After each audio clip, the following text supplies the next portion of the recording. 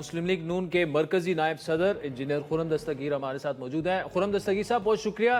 Opposition alliance बन चुका है, एलामिया आ चुका है, आप लोगों ने उन्हें तकारीर नहीं करने दी, जिस होटल में तकरीब थी उसको ताले तक लग गए। अगर वो कर देते, कॉन्फ्रेंस 2 रोज़ा हो जानी थी तो क्या कबाहत थी? मतलब बिल्कुल वो क्रैक डाउन हुआ है आज उन पर। जी, बिल्कुल कबात नहीं है। और मैंने तो जो मीडिया पे देखा कि मोहतरम वफाकी वज़ीर इत्तलाआत ने तो ऑफर की थी कि कौन सा हॉल चाहिए, वो उस पे खुद उनको वो हॉल फराहम करने के लिए तैयार थे। पर आज सुबह जो भी सिचुएशन हुई, लेकिन बहरहाल अपोजिशन का इकट्ठा होना और मुख्तलिफ जमातों का, इनमें बाद ऐसी जो पीटीआई जैसी इंतशारी जमातें भी हैं, उनका एक पुरअमन सियासी जिद्दोजहद के धारे में शामिल होना पाकिस्तान के लिए खुशाइंद है कि जो अवामी राय है वो मुनज़्ज़म होगी और पुरअमन तरीके से उसका इजहार हो। मुश्तरका एलामिया जो सामने आया है कि मुल्क के सियासी, माशी और समाजी बहरान का जिम्मेदार जो है 2024 में होने वाले धांधली शुदा इंतखाबात हैं। वो आइन की हुक्मरानी चाहते हैं, कानून की बालादस्ती के लिए साफ और शफाफ इंतखाबात का उन्होंने मुतालबा किया। नहीं तो देखिए ना, अगर फिर ये तो नहीं हो सकता ना कि सिर्फ वफाक के इंतखाबात बहरान के जिम्मेदार हैं, फिर सूबाई जो इंतखाबात हैं वो भी तो बहरान के जिम्मेदार हैं। और जो जिस सूबे में एक जमात की पिछले 12 साल से हुकूमत है, एक सूबे में अब पिछले 15 साल 17 साल से हुकूमत है, तो वहां क्या वहां कोई बहरान नहीं है। तो ये एक बड़ी जनरलाइज स्टेटमेंट है। इनको चाहिए कि वो इंतखाबात पर अगर फोकस करना है तो पटिशन्स फाइल करें।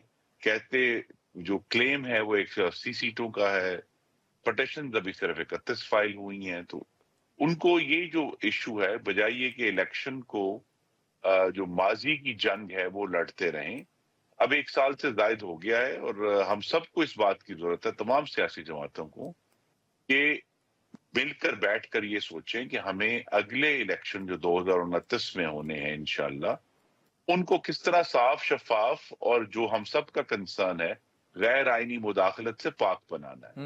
और ये जो इशू है, ये एलामियों से नहीं हल होगा। ठीक ये है। Issue chief of army staff को खत लिखने से नहीं होगा, ये तो आपस में बैठने से होगा। अच्छा खुर्रम साहब, एक तरफ ओपोजिशन ऐसे इकट्ठा हो रहा है, दूसरी जानिब पीपल्स पार्टी के बगैर विफाक में आपकी हुकूमत बरकरार नहीं रह सकती, वो शदीद नाराज है। और नवीद कमर साहब ने तो यहाँ तक कह दिया कि हुकूमत अभी तक हमने गिराई नहीं, लेकिन मुस्तकबिल में ऐसा हो सकता है। आप बजट कैसे मंजूर करवाएंगे और हमारे साथ जो वादे हुए हैं उनको पूरा किया जाए। और जरदारी साहब ने भी तकरीबन यही बातें की हैं। जी, इसमें दो जो मामलात हैं वो आपके नाज़रीन के सामने रखने हैं कि इलेक्शन के फौरन बाद मुस्लिम लीग नून के सदर शहबाज शरीफ थे उस वक्त। उन्होंने बड़ी खुली दावत दी थी कि अगर तहरीक इंसाफ पीपल्स पार्टी के साथ मिलकर बैठना चाहें और हुकूमत बनाए, उनके पास मेजॉरिटी है, तो हम अपोजिशन में बैठने के लिए तैयार हैं। लेकिन ऐसा अमल नहीं हुआ।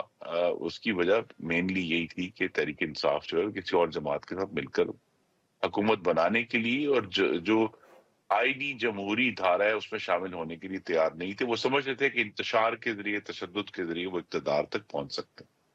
तो हमारी तो जो ऑफर है वो अपनी जगह पर मौजूद है। पीपल्स पार्टी ने पिछले 1 साल में जहां भी हुकूमत को इस बाज बड़े एक नाजुक लम्हे भी थे, खासतौर पर 26वीं आईनी तरमीम, उसमें पीपल्स पार्टी ने बढ़कर हुकूमत को सपोर्ट किया है। तो हमारे पास एक बड़ी अच्छी बुनियाद है बाहमी ताउन की।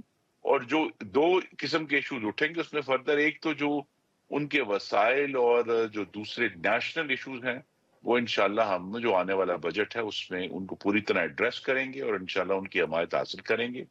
दूसरे उनके इशूज जो हैं वो मुख्तलिफ सूबों में, पंजाब में खास तौर पे मुकामी सतह के हैं।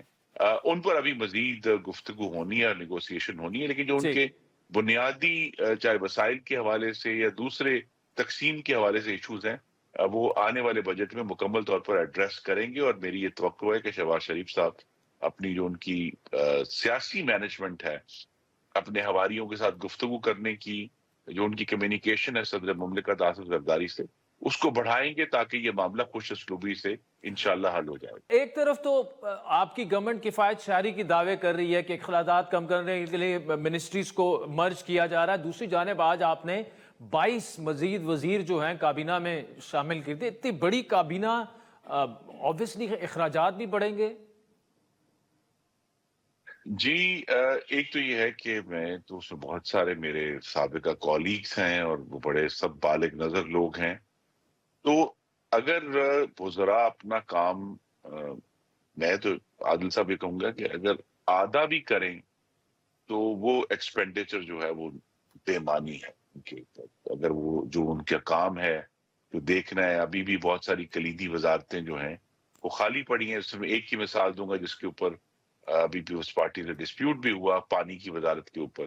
تو پانی کی وزارت اور کمیونیکیشنز اور بہت ساری دوسری جو کلائمیٹ چینج کی وزارت ہے, تو آج اگر کچھ ایسے وزراء جو پہلے موجود تھے وہ وفاقی وزیر بنے ہیں تاکہ وہ پوری طرح اپنی وزارتیں سنبھال سکیں, تو یہ ایک خوش آئند عمل ہے. اور اصل جو اس کا ٹیسٹ ہے وہ یہ نہیں ہے کہ جی وزیر کو کتنی تنخواہ ملتی ہے. اصل ٹیسٹ یہ ہے, کچھ مہینے بعد سامنے آ جائے گا کہ وزراء کیا اپنی جو ذمہ داری ہے پارلیمان کو, عوام کو اور وزیر اعظم کو, اگر وہ اس سے پورا کر رہے ہیں تو یہ بہت خوش آئند عمل ہے. اچھا, آپ خود کتنے مطمئن ہیں اپنی حکومت کی 1 سالہ کارکردگی سے؟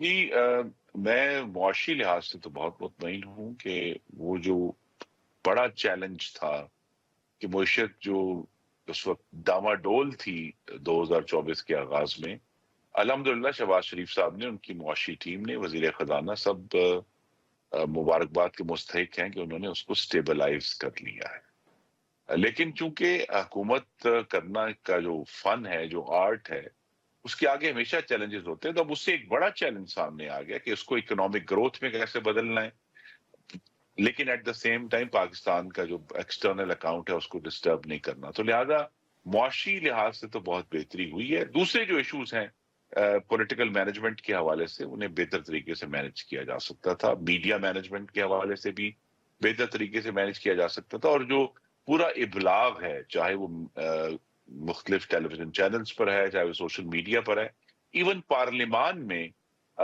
آج میں سمجھتا ہوں کہ میری تجویز بھی مستقل طور پر شہباز شریف صاحب کے سامنے کی اور ہے کہ انہیں قوم کے ساتھ مزید کمیونیکیٹ کر کے قوم میں وہ ہمت اور انہیں وہ ولولہ دینا ہے کہ ہم الحمدللہ, اور یہ درست, یہ کوئی جو ہے وہ بالکل ایک حقائق پر مبنی بات ہوگی کہ ہم نے پاکستان کو سنبھال لیا ہے اور اب ہم آئیں مل کر اس کو درست کرنے کی کوشش کریں. اور ساتھ ہی جو چیلنجز ہیں ان کا احاطہ کرتے ہوئے اس کا جو ریفارم ہے, اور بولڈلی, یعنی ایک بڑی جرت والا ریفارم جو ہے وہ قوم کے سامنے لے کر آئیں, تو انشاءاللہ معاملات جو ہیں وہ آلریڈی سٹیبل ہو چکے ہیں اور آنے والے دنوں میں بہتر ہوں گے, صوبائی ہم آہنگی کے حوالے سے بھی اور دہشت گردی سے لڑنے کے حوالے سے بھی. لیکن بہتر کمیونیکیشن کی بہت ضرورت ہے, کیونکہ 21ویں صدی میں جو حاکمیت ہے وہ پرفارمنس تو اس میں ایک چھوٹا سا عمل ہے, زیادہ انسپائرنگ کانفیڈنس اور قوم کو یہ ہمت جرت دینے کی ہے کہ ہم آگے بڑھ رہے ہیں.